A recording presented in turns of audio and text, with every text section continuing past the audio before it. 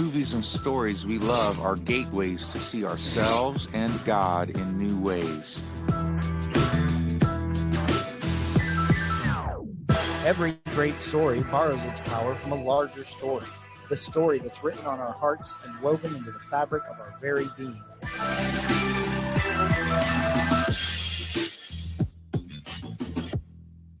Hello and welcome to the Men at the Movies podcast. My name is Paul McDonald, and joining us for the exciting conclusion of the Toy Story, we're just doing the Toy Story trilogy. We're stopping after number 3.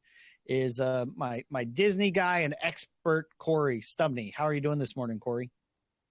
All right, Paul. Are you all right? Yes, sir. Yes, sir. We've been talking for a little bit, as we mentioned this quite frequently. We've been like, oh yeah, we've been talking for an hour. Probably hasn't been that long, but I watched this movie a couple days ago, and thankfully my daughter and grandson were here when we started it. They left about halfway through, and when this movie got over, I texted my daughter. I was like, I am so glad you left before the end of this movie. I have another friend, and his son's just graduated. This coming up in a couple months, he's going to be heading off to college. I said, you know what you need to do? What's going to make it all better is after you drop him off at college, is you come back and watch Toy Story 3. And he says, I will never watch that movie again.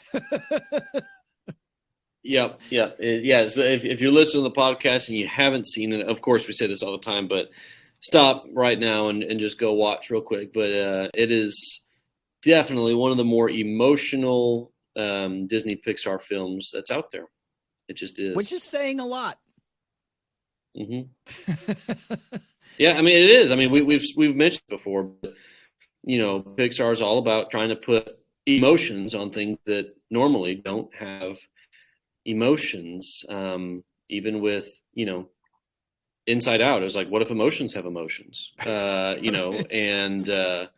But this one definitely does can tug at the heartstrings if you allow it to. Yeah. And so this is the final episode of this series, our Toy Story series. So just to recap real quick, Toy Story 1, we really talked about what desire drives our hopes, fears, and actions. And I mean, that was sort of the base thing of that, or the base. That was sort of the big question that we discussed. Toy Story 2, it was what sets us apart is the name on our soul. And, especially focusing on Woody's character and how he was a rescuer, but rescuing in the power in his own strength led to failure, where rescuing in sort of the owner. And in a lot of these ways, Andy is sort of the God surrogate, the God example, the God metaphor. And you even said, Corey, that there's a reason metaphors break down, because if they didn't break down, then they'd just be the truth.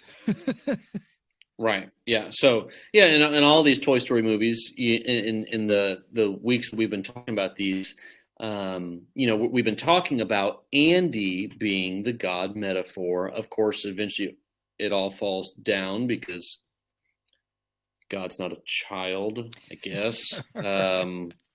He was once, but maybe not anymore. I don't really know, but I'm not a theologian. I just talk about Disney movies. But we talked about that idea that our master's name is written on our soul, and then we've basically, in those two movies, we basically covered 3 different characters: Woody, Buzz, and Jesse. Woody's thing was basically he just had a fear of being replaced, an irrational fear. Right. An irrational fear. Everyone knows that Andy favored, Woody, just like we know that we have God's favor on our lives. And yet still he had an irrational fear of easily being replaced. With Buzz, he had this identity crisis of assuming he was much more important than he actually was. He thought he was a space ranger. And when eventually he becomes humbled and finds out, no, I'm actually not a space ranger, he does a total swings way too far the other way and becomes Mrs. Nesbit, where he doesn't accept his true identity. He's like, well, I'll just be a toy that sits delusional at a tea party. Well, that's not what Buzz is for. Buzz is for, little boys to play with. And then, of course, in the Toy Story 2 episode, we talked about Jessie.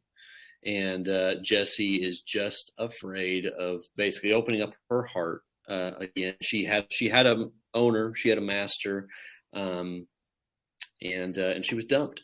And Woody's like, hey, you've got to meet Andy. He's great. And she's like, yeah, I've been down that path before. No, thank you. And so, so we talked about three different characters, and I know today we're going to be talking about a fourth character, a new one that we meet in Toy Story 3.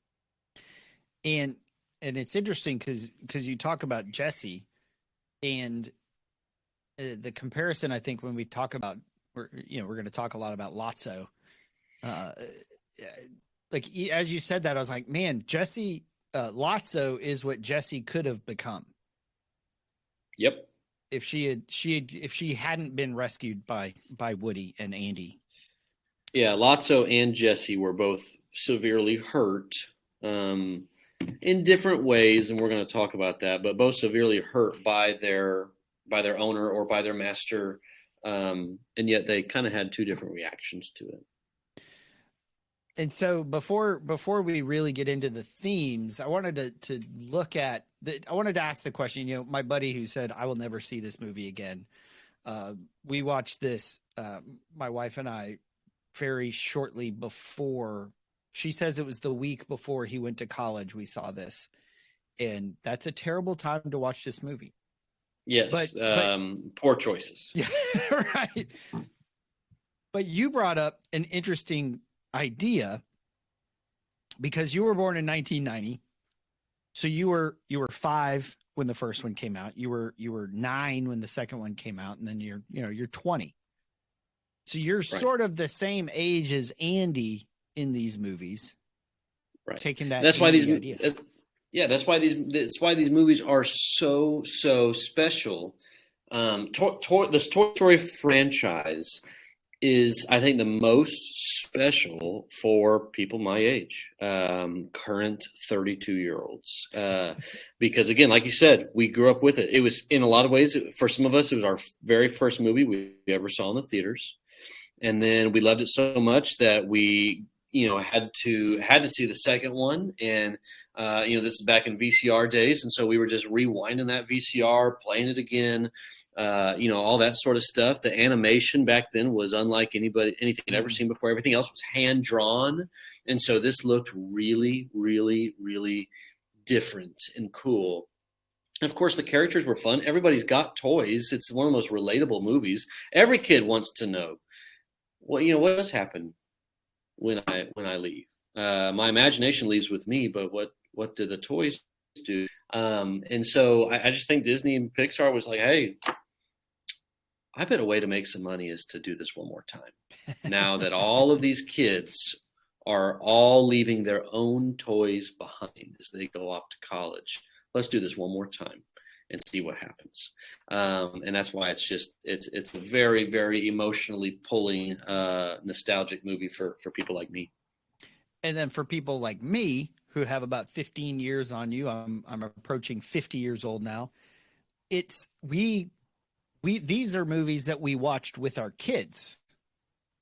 So when you watch Toy Story 3 and you get to the end, as Andy goes off to college, our hearts are wrenched because we are the parents in the situation.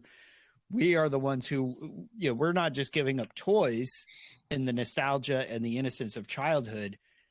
We are letting our children go. We are going through that experience of what is it like, that transition, the challenging transition of what does it mean to be a father when I'm no longer going to soccer games every weekend, when I'm not talking to my kids every day or seeing them every night? What does that look like? And that transition, as any transition is you're trying to rediscover who you are as a dad. And so, in a way, what I guess what you're saying is, when you saw Toy Story 3, it was emotional for you too, but just in totally different ways because you also were kind of watching, in a way, something end. Oh, yeah. I guess you're kind of watching, a part of your children's childhood kind of come to an end. I guess it would, Yeah. for us millennial parents, it would kind of be like if we, in 12 years, like the last Bluey episode is Bluey's like an old 12-year-old healer with a bunch of tumors and just dies of old dog age. I don't know. Are you saying that's what it's kind of like? That's what it'll be like. Yeah. Hey, Bluey has gotten in trouble recently for being really realistic. And so I do believe that maybe that will be how they close the series. Yeah. Blue and just a dog my death. grandson, and I'll have to go through that with my grandson who's watching Bluey all the time and loves Bluey and dinosaurs and all those things. Yeah. But so it's interesting from, basically in your 30s, you're looking at this, you're associating with Andy of it is more about the loss of childhood transitioning to adulthood. As Paul said, when I was a child, I thought as a child, did things as a child. Now I'm mature. I do think as a man, I do, adult things. For people in their 40s and 50s, this is a movie they watched with their kids. And for them, it hits deeper because for them, it's their child leaving and the loss of the child, and this is where grandkids are great because it's like, oh, I'd love to spend a day with my 5-year-old daughter, who's now 21. Well, I have my 3-year-old grandson. I can sort of re-experience those tender moments. I'm not going to, walk around holding my daughter's hand, but I can walk around holding my grandson's hand because he's 3 and he loves his papa. Right. So that's where it's an interesting dynamic and attention when you look at it from the different perspectives of and how these movies can hold the stories can be looked at from a certain perspective depending on who the watcher is. Right. That's right. So sort of to wrap up our big conversation, I was reading is looking at Wikipedia about Toy Story 3, and this guy wrote in his review, this is A.O. Scott of the New York Times. He said, this film, the whole 3-part, 15-year epic about the adventures of a bunch of silly plastic junk, turns out also to be a long, melancholy meditation on loss, impermanence, and that noble, stubborn, foolish thing called love. I was like, hey, that's a pretty good wrap up of this series of our conversations. Right. Yeah. Melancholy, slow, long, and at the end of the day, it is about this, stubborn little thing that even plastic toys go through, I guess. Love. So I do like that. Each toy, as you know, and this is true of all of us. If Andy's the metaphor, then we just got to find the toy that we kind of identify best with. Hey, that one's kind of like me. I think I'll choose Evil Dr. Porkchop. But you identify with a toy and you say that one's kind of like me, and you learn that each toy, they are all trying to figure out how at least how to deal with the idea of being loved. And of course, some of them deal really well. Some of them seek it out, and some of them don't deal well. And that's kind of what we see in Toy Story 3. There's one character who really does not deal well with this. Right. And so just the if you haven't seen it, you're not going to see it because you're like, this sounds like a terrible movie to experience, but I want to hear what you guys have to say about it. The synopsis of the movie is, Andy's grown up. He's 17 or 18. He's getting ready to go off to college.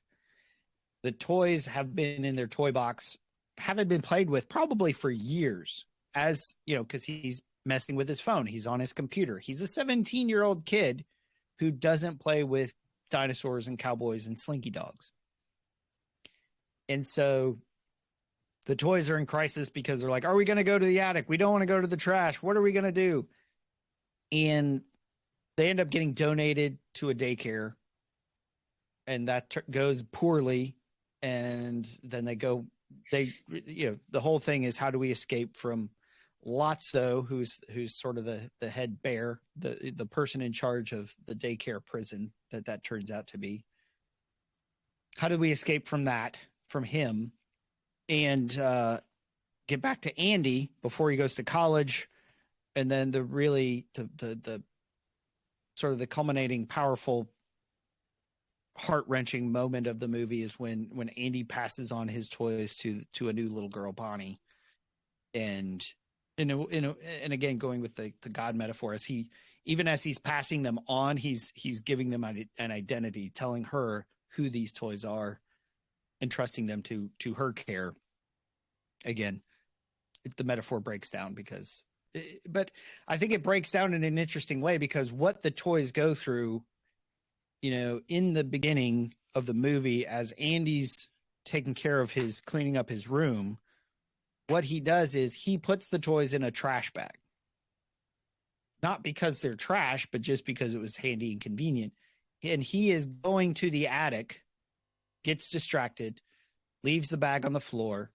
Mom sees the bag on the floor, figure he's lazy, as moms of 17-year-olds will. They're like, really? You just going to leave this in the middle for me to trip over?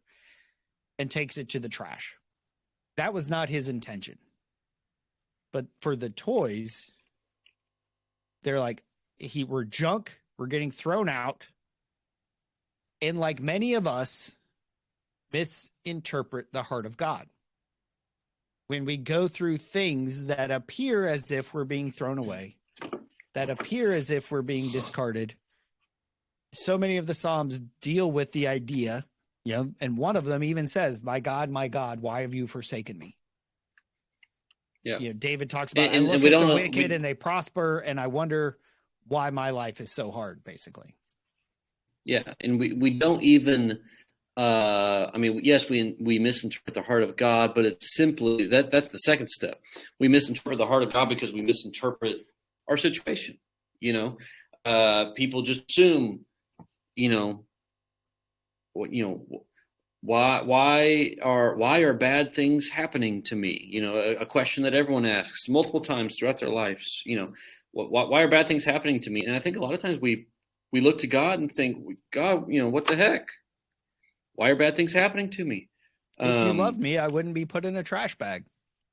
Right. But, I try to tell my teenagers at church all the time, we have to remember that bad things happen to us because at the very, very bottom, like the very, very core of the answer, is because we're sinners. And because we're sinners, we live in a super messed up, broken world. That doesn't mean that you have cancer because God's punishing you because you are a sinner, but cancer exists because we are sinners at the end of the day. I know that's hard to hear, but our sin has broken the world. And because of the world's brokenness, now there is brokenness, and so a lot of times I think we misinterpret our situation. And then once we do that, then we go and we misinterpret God's heart. And God's like, I wasn't throwing anybody away. I'm actually trying to help you. But we feel that plastic trash bag. And, we're like, oh, what's going on? And I just think that's so often God's heart gets a bad rap because we are poor judges of what's actually going on around us. Yeah, and what does Paul say in Romans 8? That all of creation is groaning, because, as you said, we're all of creation was placed under the burden of sin. It's become broken, apart from God. Yeah, and we see that. So the toys they end up getting rescued from the trash. They're going to go to the daycare. And we're going to introduce Lotso, who we're going to talk about a lot. Not to hit that word twice, but we're really going to focus on. We're going to talk about Lotso much. Call him Mucho. Mucho. That's a bad joke. Mucho. Yeah, we're going to talk about Lotso. We're going to focus a lot of our conversation about him. But when you look at where do we take those feelings of abandonment? Where do we take the feelings of, in Lotso's story, of being replaced, of being lost, forgotten, whatever, however you want to frame it? We look for a way to soothe our hurt hearts. Oh, this feels forgotten. I've got to take care of myself. I've got to handle myself. I've got to go do this. And so I'm going to play this clip where we meet Lotso, where he welcomes Andy's toys to the daycare. And then Corey, I want you to talk about this idea that you shared before, this idea of daycare as a God substitute. Well, hello there. I thought I heard new voices. Welcome to Sunnyside, folks. I'm Lotso Huggin' Bear, but please call me Lotso. Buzz Lightyear, we coming. First thing you gotta know about me, I'm a hugger. Oh, look at you all. You've been through a lot today, haven't you? Oh, it's been horrible. Well, you're safe now. We're all cast-offs here. We've been dumped, donated, yard sales, second-handed, and just plain thrown out. But just you wait. You'll find being donated was the best thing that ever happened to you. Mr. Lotso, do toys here get played with every day? All day long, 5 days a week. But what happens when the kids grow up? Well, now I'll tell you. When the kids get old, new ones come in. When they get old, new ones replace them. You'll never be outgrown or neglected, never abandoned or forgotten. No owners means no heartbreak. Yay! It's a miracle. And you wanted us to stay at Andy's. Because we're Andy's toys. So you got donated by this Andy, huh? Well, it's his loss, Sheriff. He can't hurt you no more. Whoa. Now let's get you all settled in.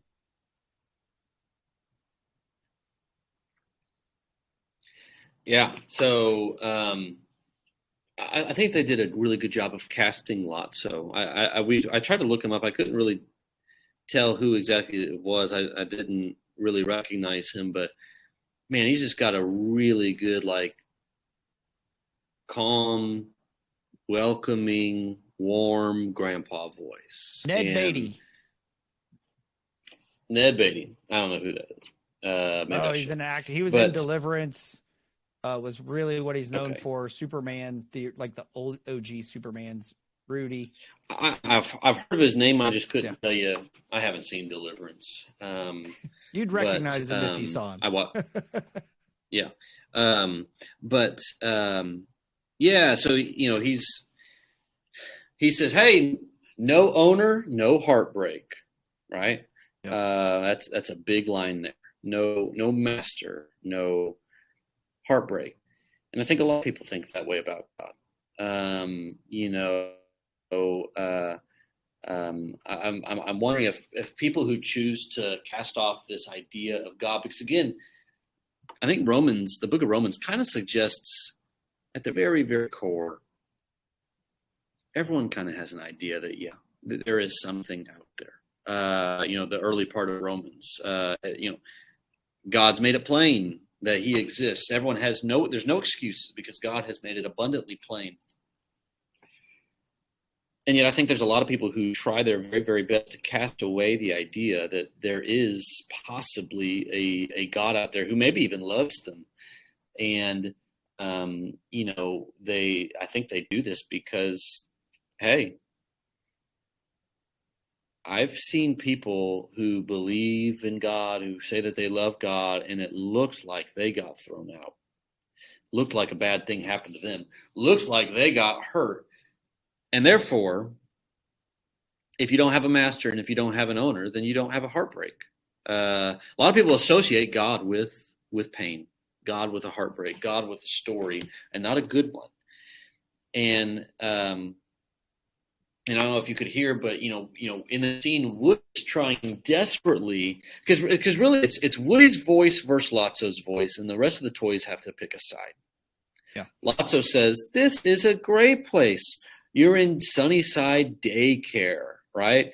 And did you notice what he said? He said, "What happens when all of your owners or masters, all of these kids, what happens when they get old?" Well, they just get replaced with new ones. And what happens when those ones get old? They get replaced with newer ones.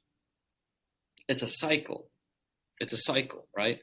And Woody is trying desperately to say, hey, listen, we have one owner, a real one, true one, and he really does love us. This was a mistake. You are misjudging the circumstance that you found yourself in that trash bag. You're misjudging this. You don't understand.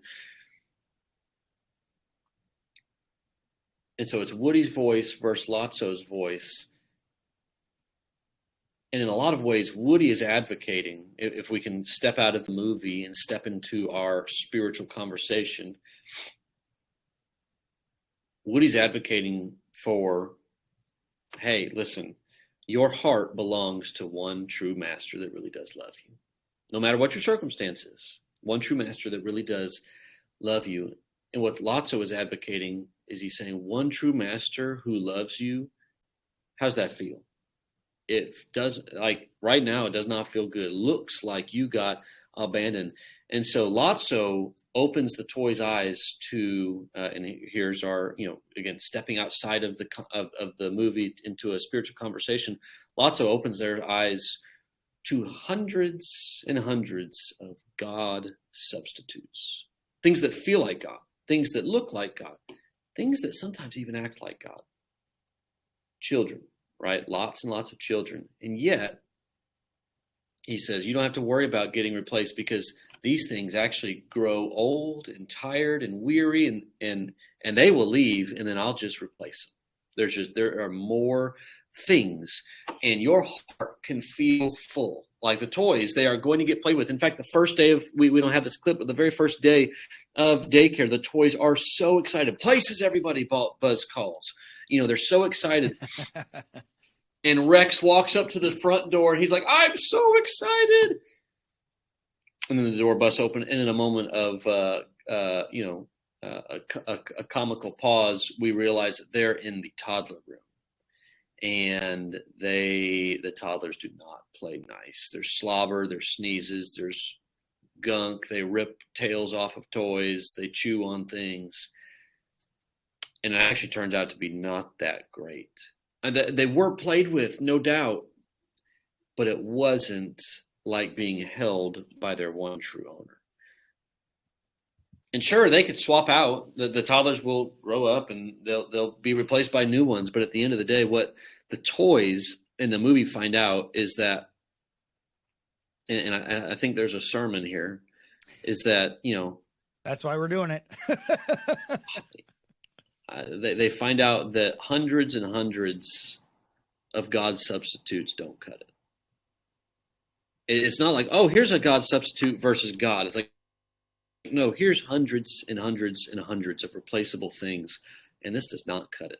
This is not what we're interested in. This is not what we're looking for. And I think the clip didn't go as quite as far, but what happens shortly after that is Woody starts giving out his own advice that Bo Peep gave him in the first movie, right? And that how it goes. Ministry is really just, it's giving out advice that you ministered to with long time ago, right? Nothing news under the sun. In the first movie, when Woody is struggling, if he's going to get replaced by Buzz, what does Bo Peep say?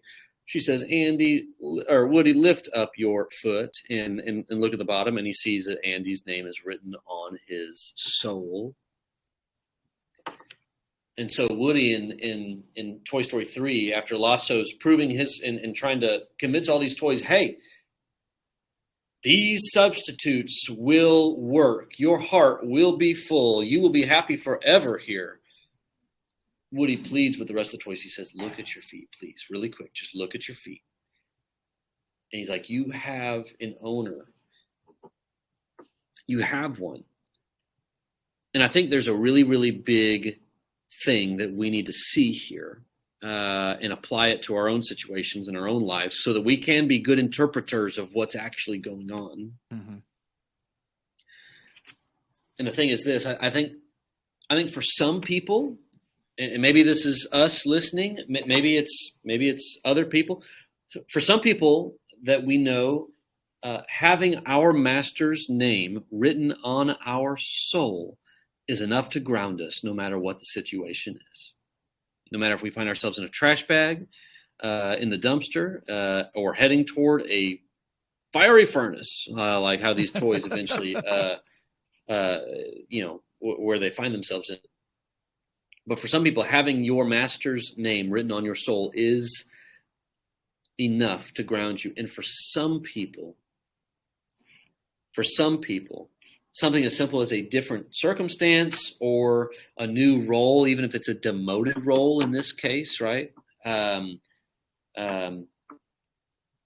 doesn't matter whose name is written on their soul. Different circumstances or new roles or a change in scenario or scenery can alter where people's allegiance lies and where it falls. And I know that we've seen this before because, I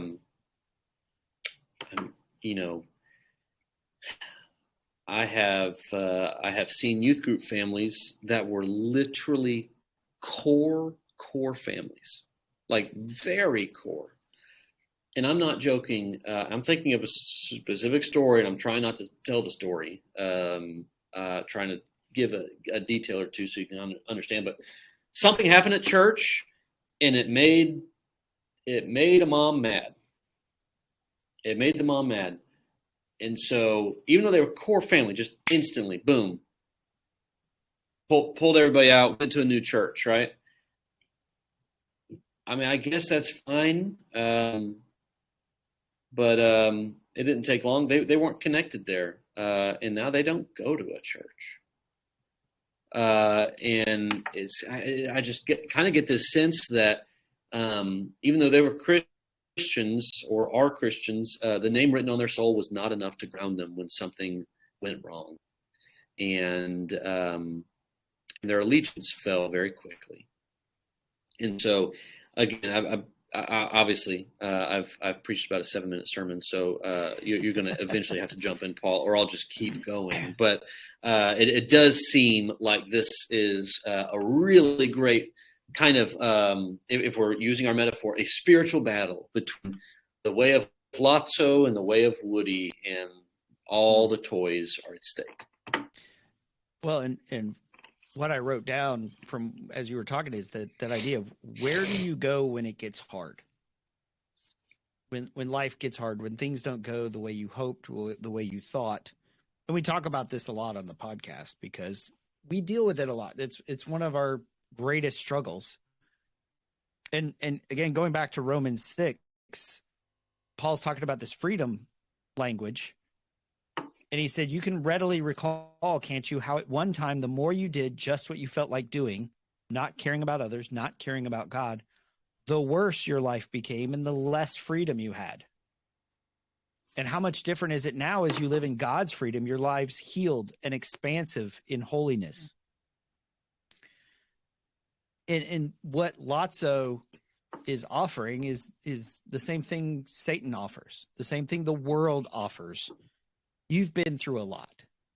Poor you. You've had a hard day. We've all been thrown out here. We've all been abandoned. We've all been neglected. And it's like, are we going to get played with? Because in their years of abandonment, relationship became less important and being played with became paramount. And where are we going? Where are we taking? Where do we go when it gets hard?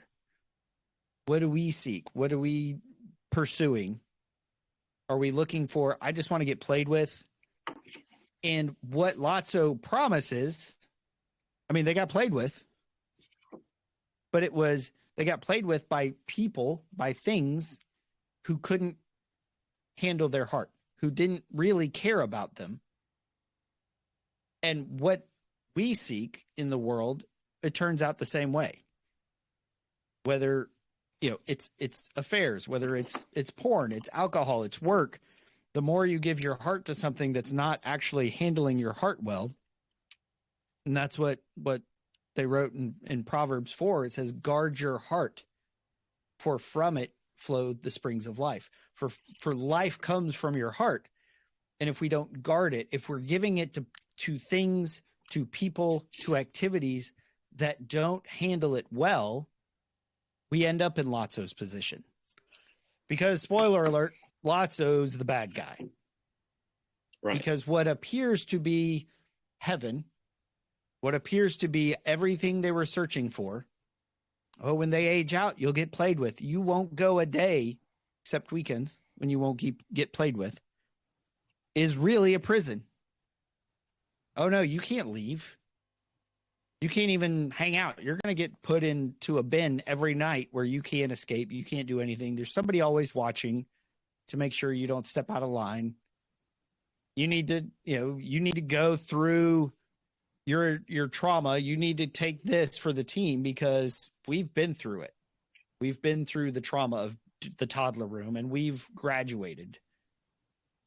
It's like, oh, well, and it's like the carrot, right? The carrot's always going to be out of reach. The more we chase it, the farther it actually feels like it's getting. And as you said, that we've talked many times on the podcast, how hurt people. And you said hurt toys. Because Lotso's story is he was loved. Did things with his owner, Daisy. And they didn't get left. They didn't get forgotten. They didn't get thrown out. They were forgotten, but not by Daisy. They were forgotten by her parents because Daisy fell asleep and they left her at this rest stop. And by the time they get home, because Daisy was so traumatized, they bought her a new Lotso bear. And so in that moment, he's with two other toys and they said, oh, she's replaced us. They're like, no, she just replaced you. It's like, no, if basically, if I can't have her, no one can. And we'll get to that sort of epiphany and that tirade towards the end of the movie. But what we see is when God hurts us, when God disappoints us, we don't go back to him for it. We take it in our own hands. We try to manipulate. We try to create a life that works for us so that it doesn't hurt. And that's what I love. I love the stories of Mary and Martha. Because Jesus had to trust them with allowing Lazarus to die. Like, he heard Lazarus was sick, so he stayed where he was 2 more days. He didn't even need to leave. He could have probably not even verbally. He could have just said, whatever, Lazarus be healed. He doesn't need to be in the room. He's proved that by now. But he knew that when he showed up, they would show up. They would still trust him. And Martha comes out and says, you can do anything. You are the resurrection. He's like, if you say something, they still allow him to come in. They still turn to him even in their grief and their sorrow. And they don't turn to anger, to bitterness, to loss, to control, which we so often do in those moments. Right. Yeah. So, again, I really do think Lotso's a great character because he is so trustworthy at the front. There's even a part, if you've seen the movie and you remember what I'm talking about, there's a part where you could tell they're kind of bad guy toys. There's kind of a group of bad guy toys, and they capture Buzz Lightyear because they capture him and kind of interrogate him. And Lotso walks in the room and says, "No, like, what are we? This is not how we treat our." And you're like, okay, so he is initially very, very kind and warm and welcoming.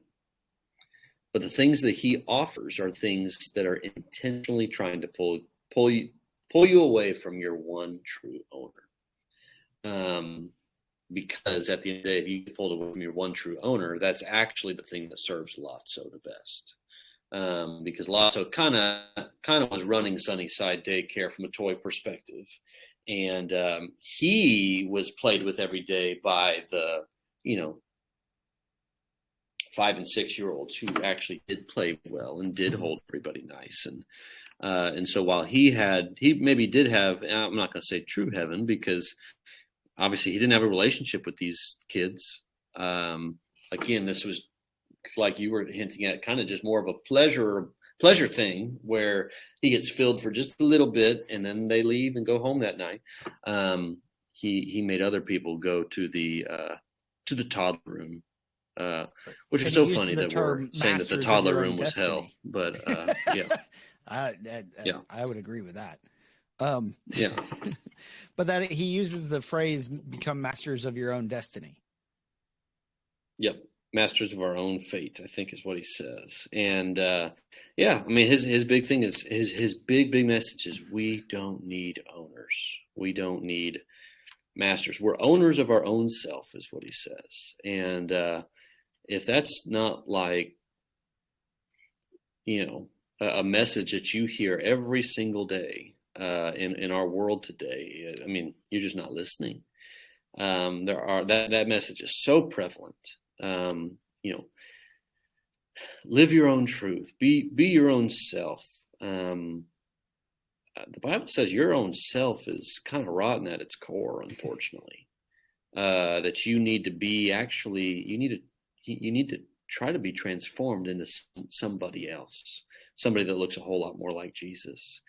And again, so I just really do appreciate and enjoy the really strong tension between Woody and Lotso and what they're both trying to convince the toys. And like we said, the toys buy into Lotso. He's got a good message. But what they find out is, yikes, this is not what we signed up for. Yeah. And again, that's how sin works. That's how the world works, is it makes you promises, and again, that's all what Paul says is you didn't have to bother with anything. You weren't free. What felt free of doing whatever you want isn't actually free. I know so many guys who are like, they're believers. They're pursuing a deeper walk with God, but they still struggle with porn. They do what they don't want to do because it still governs them. And that's the governance, is where are we going when it gets hard? If it's not God, if it's porn, if it's work, if it's drugs, if it's alcohol, if it's all these things, then that's all just, we're still slaves to it. It could be the sense of belonging. It could be where you get your identity from. I have to have everybody's approval. If I don't have approval, if I'm not liked by everyone, then I'm failing, then I'm dying. The idea of what feels like death is typically we have to go through that in order to find life. And Lotso, the interesting thing, if Lotso had shown back up with, Baby and Chuckles the clown at Daisy's doorstep, who would have been replaced? The new guy, because that's the one she loved. That's the one she left. Those are the ones, like, they would have been welcomed back in, but he saw her with a new Lotso bear and didn't trust her heart. And so we're going to jump, because Woody gets out. He understands that his friends are in prison. He goes back to rescue them, because that's, as we talked about in Toy Story 2, he's a rescuer, but he's rescuing now with sort of for Andy. And he stands up, as you said, the contrast between Woody's voice and Lotso's voice. And again, what we hear Lotso saying is the same thing I hear so many people say today about our purpose, what we are, and why and the emptiness of trusting God, of trusting religion, of trusting faith. It's like, you can't trust that because of who we are at the end of the day. And if you believe what Lotso says, you're going to live just as empty of a life. What are y'all doing? Running back to your kid? He don't want you no more. That's a lie. Is it? Tell me this, Sheriff. If your kid loves you so much, why is he leaving? You think you're special, cowboy? You're a piece of plastic. You were made to be thrown away. Speak of the devil.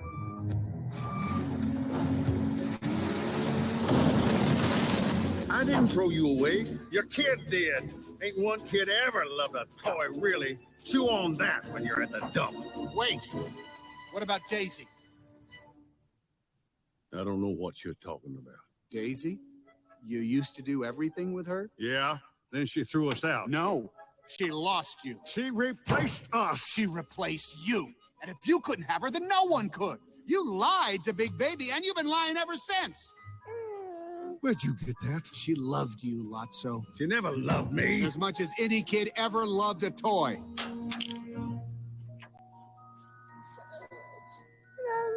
What? You want your mommy back? She never loved you. Don't be such a baby. Push them in, all of them. This is what happens when you dummies try to think. We're all just trash, waiting to be thrown away. That's all a toy is.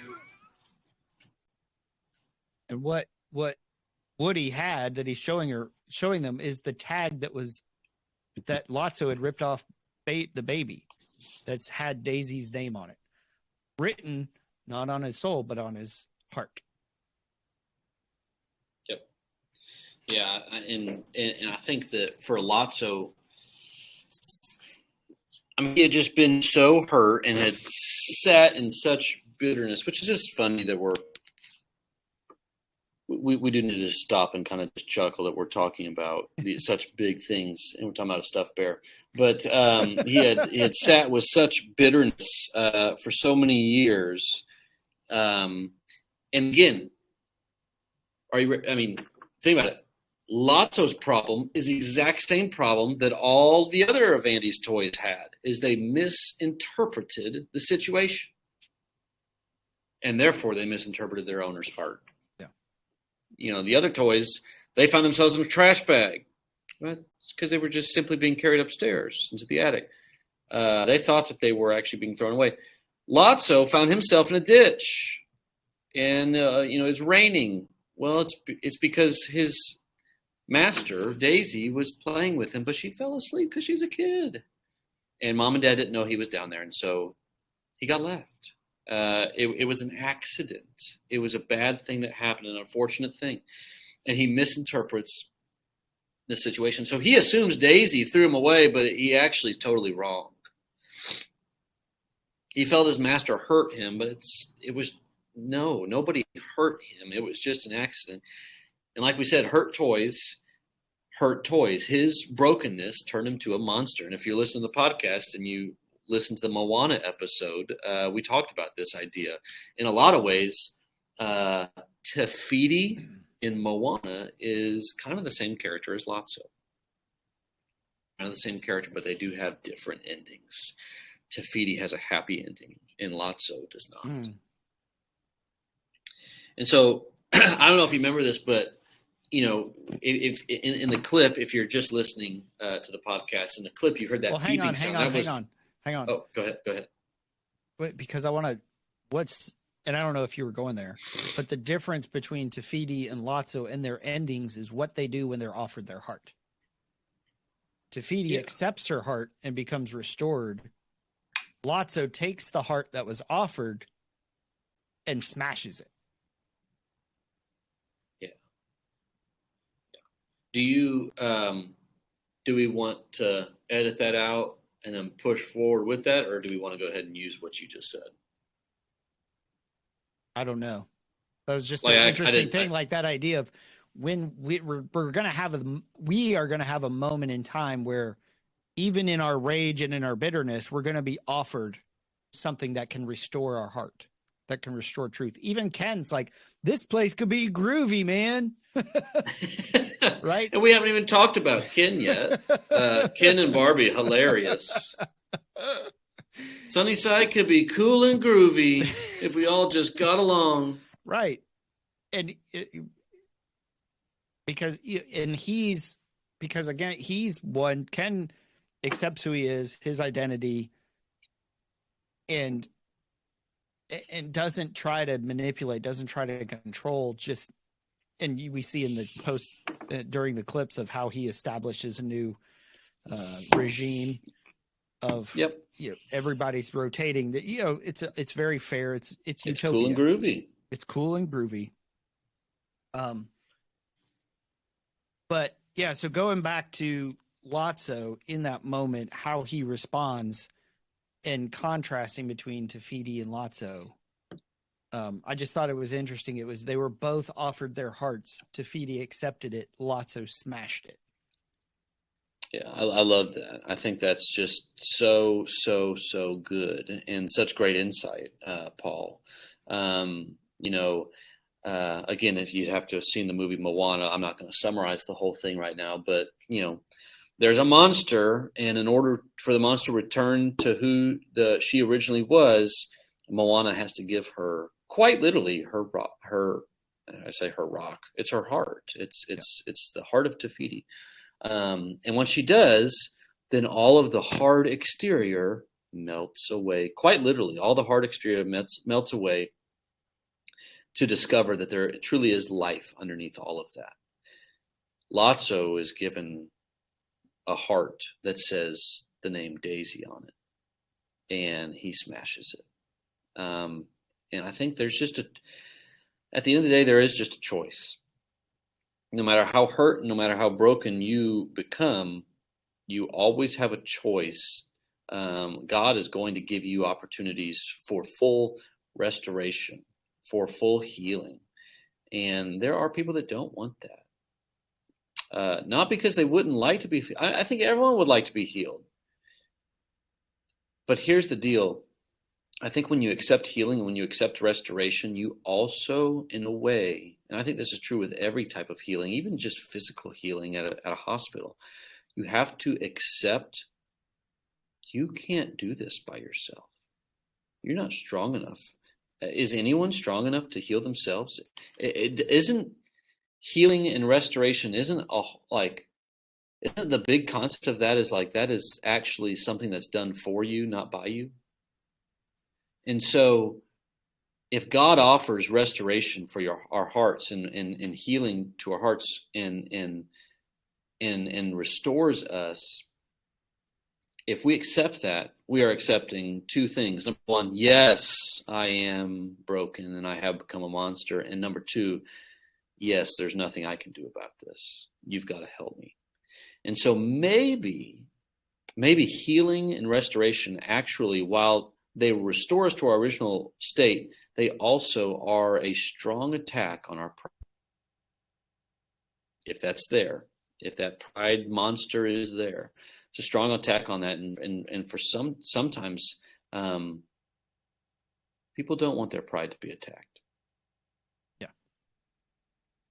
And again, going back to Romans 6, it just keeps kind of speaking to me about this is, at the end of the chapter, Paul's writing, as long as you did what you felt like doing, ignoring God, you didn't have to bother with right thinking or right living or right anything for that matter. But do you call that a free life? Was Lotso living a free life? What did you get out of it? Nothing you're proud of now. Where did it get you? A dead end. But now that you've found you don't have to listen to sin tell you what to do, and have discovered the delight of listening to God telling you, what a surprise. A whole, healed, put together life right now with more and more of life on the way. Work hard for sin your whole life and your pension is death. And we see that with Lotso at the end of the movie. But God's gift is real life, eternal life, delivered by Jesus, our master.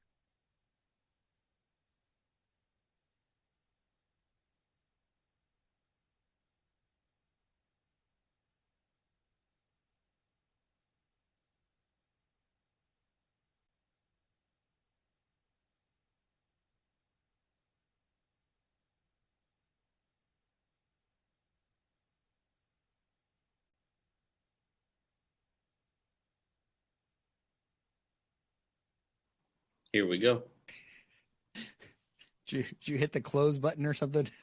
No, it said internet wasn't something stronger, and I had to refresh. Oh, told you these things have been happening. Yeah. And so, Well, what God's hopefully gift the is recording is still going. Yeah. Okay, good. So God's gift is life, and that's what we see again in this movie. And Lotso is unable to accept it. He's unable to receive it. He chooses to continue living his life of a slave to sin, a slave to his pride, as you said, because it is pride to say, look at what she did to me. I can't let that go. And earlier in the chapter, Paul says, you can't give sin a vote. You must not give sin a vote in the way you live your life. Because if you do, you're just going to follow that path that leads to death. And again, what does Lotso say? He's like, toys are just a piece of plastic. Our end is to be thrown away. And that's what, again, so much of the world says is there's nothing to this. When you die, you just go back. You're just atoms and particles and dust. And if that's what you believe, then there is no reason to try to do anything other than get all you can out of this life. Pleasure, seek meaning, seek whatever it is that you think is going to work. But if you believe that once you die, you're just dead and go into the eternal blackness, that nothing that you do matters, then that is a hopeless, meaningless life to live in. And that's what Lotso is like. Why even? He's like, we're all going to end up in the great fiery furnace, the incinerator at the end. And even as the toys are on their way to it, and Lotso manages to stand up, he could stop a button. He could press a button that allows all the toys to find freedom. You're talking about when they're in the tunnel. Yeah, right? When they're in the tunnel, they're heading towards certain death. They're heading towards where all garbage goes to get burned. Right. Yeah. So for all the people who maybe aren't quite following this is almost immediately after that dumpster scene where Lotso smashes the daisy heart or whatever. They actually do get thrown into the garbage truck. They take them to the pit or the garbage dump or wherever, dump them in, and I don't know what you describe this, but it's like the trash conveyor belt, and it's all pushing all the trash toward quite literally a fiery furnace. And Lotso has an opportunity. He finds a ladder and runs up, and he has an opportunity to hit the emergency stop button while all the other toys are on the conveyor belt, and he doesn't. He doesn't hit it. And what's his line that he says? Where's your kid now? Yeah, he looks at Woody and says, "Where's your kid now?" And I do think that there's something really, really pertinent in that, right? Which, by the way, I mean, again, we didn't mention this. Woody is the one that pushed him up to the ladder. So Woody helps him. Woody's saving him. Once again, Woody's rescuing the person that doesn't deserve it. When they were going to go into the grinder, he went back for him. Woody is just, because he's a rescuer. Again, a self-sacrificial rescuer. And Lotso has that opportunity to give it right back to everybody and chooses not to, and then runs away after he says, "Where's your kid now?" And again, obviously, with our metaphor, he's saying, "Hey, where's your God now?" I mean, that line is used in the Bible sometimes. People mocking God, assuming He's not going to show up, assuming that He has abandoned us. And when you're at the funeral home, when you're in the hospital, when you lose your job, and tragedy strikes, when life gets hard, where's your God now? Yeah. And I get this sense that for everybody who has felt abandoned by God, for everybody who has misjudged His heart, I get this sense that when there are people who experience, and I mean really, really deep spiritual pain that they assume has been brought on by God, misery loves company. and people don't want to sit in that by themselves. They want you to feel that deep spiritual pain. And so Lotso's asked himself the question plenty of times, where's my kid now? Well, abandoned me, right? And he wants these other toys to feel the exact same way. And so I'm wondering, for anybody who's listening, I'm wondering for anybody who who the Bible would say is blessed to receive some, forms of persecution. That doesn't mean you're getting burned alive at the stake. It, could mean you're not welcomed at the, at the water jug in the office, and it's difficult for you socially at your place of work, or you're made fun of at school, or whatever it might be. I'm wondering if we can just reshape sometimes when we are chastised because of our faith in God, or we are maybe made to feel less, or whatever it might be. I'm wondering if it would just be helpful if we could hear Lotso the bear saying, hey, where's your kid now? And realizing, man, he himself has felt very, very hurt from his own child. Was it true? No. Is he wrong? Yes. But, what's the phrase? Your perspective is reality. Is that the phrase I'm looking for? Could be. Yeah, like how you see things is how you see things. You can't help it, right? Yeah. And so if we ask ourselves the question, why do other people need to feel the need to make me feel spiritual pain or anguish? We just need to be reminded it's because we want to admit it or not, they feel that as well. They just do. They just do. At their very, very, very core, at the very bottom of it, they feel these things too, and they want company. And I don't know. I really do think that doesn't Woody have a fantastic character arc in these three movies? The first one, he is just so selfish and he's so caught up in himself. And the minute someone else that's nice shows up, he fears that he's going to get replaced. He goes from that to, and in Toy Story 1, just being angry with Buzz the entire time because Buzz doesn't get it. Right? How many times do we see a new Christian become angry with people who just don't get it? But then in Toy Story 2, like you said, he becomes a rescuer of Jessie, who's not an enemy. She's a neutral person, but in Toy Story 3, becomes a rescuer of the enemy. I mean, it's quite the narrative, the character arc for him.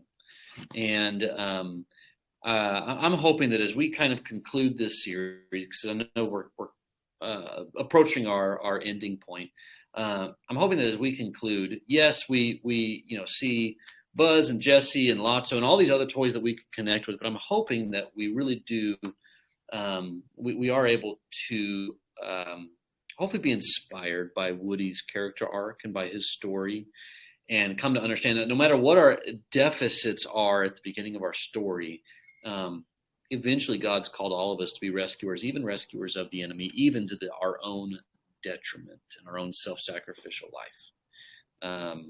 And so I don't know. I think it's Woody's got a great character arc, and I think I just really I'm very grateful for the way that God has opened our eyes to see parts of his story in this really fun story called Toy Story. Yeah. So that's sort of a good way to end is to recap that arc. So as we step away, as we like you said, as we conclude this,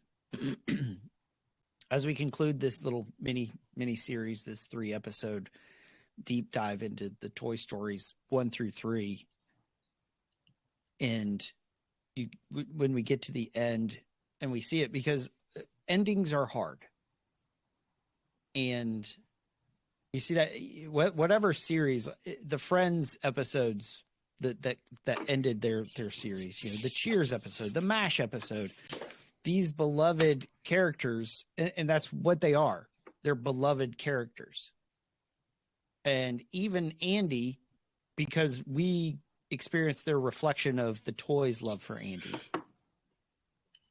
And I think we're not going to play anything from the last scene, but I think what makes this movie hit so hard emotionally is because we say 3 goodbyes. We see that emotional as the toys are heading towards the furnace.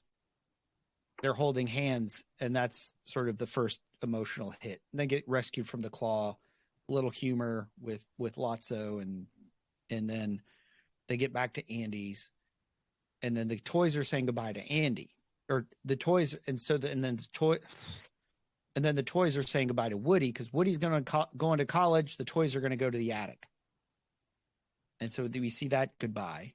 We see the mom say goodbye. I wish you were always here. And then Woody, we see him write a note, and we'll find out he jumps in the box because he doesn't want to be apart from his family. Right. And it's interesting, even going back to the rescue in the furnace, that the ones who rescued the toys were the little alien guys, the 3-eyed guys who they rescued from the claw. The claw. You have saved our lives. We are eternally grateful. And Mr. Potato Head gets to say that back to them. Yeah. But we see Andy pass on his toys to Bonnie. And like we said, that's where the metaphor sort of breaks down. And as he's passing them on,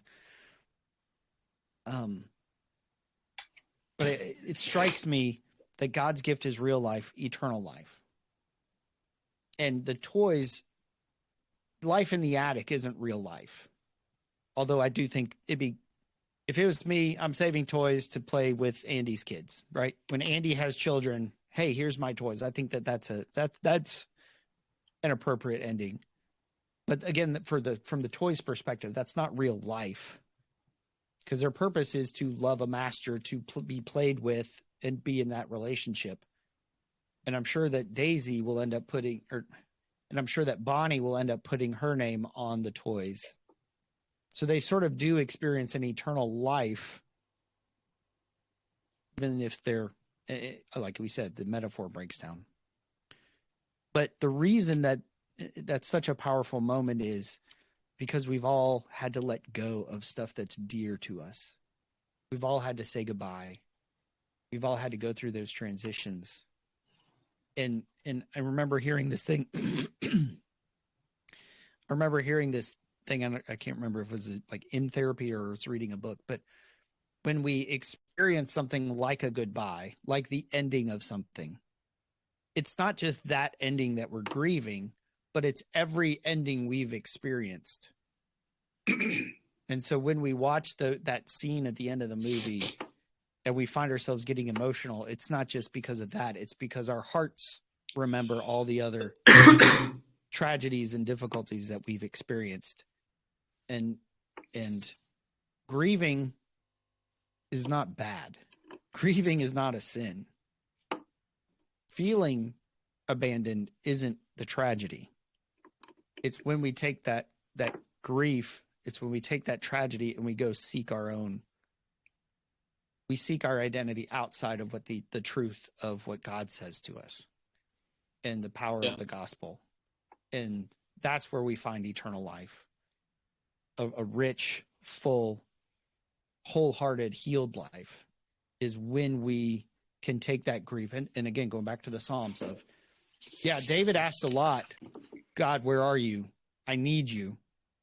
But he took it to God. He didn't try to fix it, find his own solutions. He took it to God for his rescue.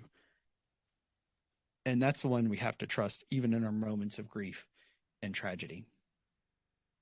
So, Corey, I like that. Thanks for doing this. This was your idea to go through this and see, because it's not these three movies are not cookie cutters of each other. And very similar to the original Star Wars trilogy, it's one big story. If we look at the story of either of Andy's moving from childhood to adulthood, of, as you mentioned, Woody's arc of who he was at the beginning of Toy Story to who he is today, where he can even go back to rescue the enemy, I thought was really good. So thanks for sharing your insight and your wisdom in that. Yeah, no, I appreciate it, and of course, I always love being a part of the show.